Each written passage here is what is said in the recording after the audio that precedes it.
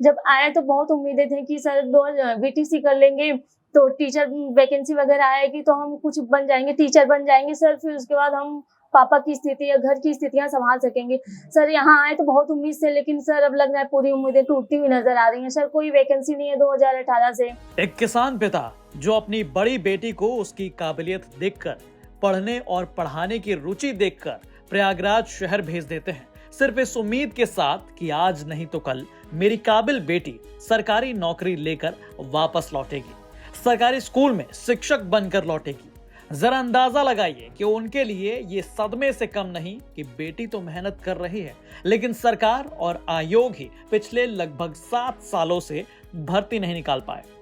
जी हाँ, ये कहानी है प्रयागराज के देहात में रहने वाली अनुपमा की, जिनके पिता एक किसान हैं। बड़ी मशक्कत के बाद उन्होंने तय किया था कि अनुपमा को शहर भेजना है पढ़ाई के लिए, लेकिन अब वो आगे भविष्य के लिए चिंतित हैं, क्योंकि यूपी शिक्षा सेवा चयन आयोग और सरकार पिछले लगभग 7 सालों से नए शिक्षक भर्ती नहीं निकाल पाए।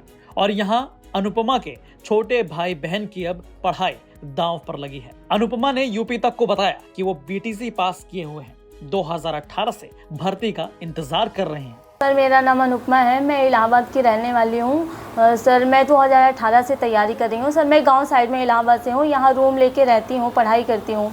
सर मेरे पापा किसान हैं और हमको 2018 से तैयारी करने के लिए सर यहाँ भेजे हैं। जब आए तो बहुत उम्मीदें थी कि सर बीटीसी कर लेंगे तो टीचर वैकेंसी वगैरह आएगी तो हम कुछ बन जाएंगे, टीचर बन जाएंगे सर। फिर उसके बाद हम पापा की स्थिति या घर की स्थितियां संभाल सकेंगे। सर यहाँ आए तो बहुत उम्मीद से, लेकिन सर अब लग रहा है पूरी उम्मीदें टूटती हुई नज़र आ रही हैं। सर कोई वैकेंसी नहीं है 2018 से। अब घर वाले भी प्रेशर करते हैं कि बहुत तैयारी कर ली, अब तुमको ही हम अकेले कितना पढ़ाएं सर, और छोटे भाई बहन भी हैं हमारे सर, वो लोग भी सब पढ़ाई कर रहे हैं, तो पापा कहते हैं हम तुमको ही कितना पढ़ाएं। तो सर ये लास्ट चांस मुझे दिए हैं पापा कि 1 साल तुमको पढ़ना है, फिर नहीं उसके बाद घर आ जाओ, शादी विवाह कर देते हैं। सर बहुत ज़्यादा प्रेशर रहता है पढ़ाई का, और इन सब के बीच में सर पढ़ाई भी नहीं हो पाती है। सर ऐसा भी नहीं है कि बहुत ज़्यादा पैसे घर से आते हैं, बहुत ज़्यादा नहीं आते हैं, 6-7 हज़ार आए सर, उसमें से 4,000 4,500 हम किराया दे दिए सर। फिर उतने ही पैसे में सर हमको मैनेज करना होता पूरा 1 महीने। पापा की मैं वो आखिरी उम्मीद हूँ सर। मतलब ये होता है सर, हम बड़े हैं तो पापा भी बहुत मेहनत करते हैं सर, किसानी करते हैं, बहुत मेहनत करते हैं, तो सर उनको ये लगता है कि उनकी उम्मीद हूँ मैं। जब सर मेरी उम्मीद टूटती हुई नज़र आई सर, हम उनकी उम्मीदें कहाँ से पूरी करें। तो ये हाल है यूपी में शिक्षक भर्ती की तैयारी करने वाले युवाओं का।